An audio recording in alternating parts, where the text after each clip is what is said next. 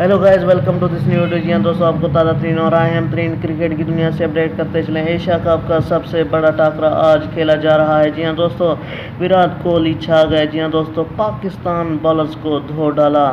जी हाँ दोस्तों, आपको 7 ओवर्स का अपडेट करते चलें। विराट कोहली ने जस्ट 7 ओवर ही खेले और 122 रन की इनिंग्स कायम की। जी हाँ दोस्तों, ये थी आपके लिए ताज़ा तरीन अपडेट। आपसे गुजारिश है कि अगर अभी तक मेरा चैनल सब्सक्राइब नहीं किया तो काइंडली मेरे चैनल को ज़रूर सब्सक्राइब करें और साथ ही दिए गए बेल के आइकन को ऑल के नोटिफिकेशन पर इनेबल कर दें ताकि तमाम तर वीडियोज़ आपको वक्त पर मिलती रहें।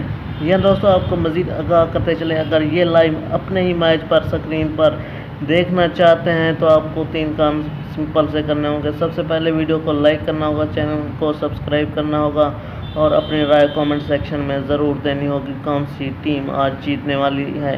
ये थी दोस्तों आपके लिए ताज़ा तरीन अपडेट।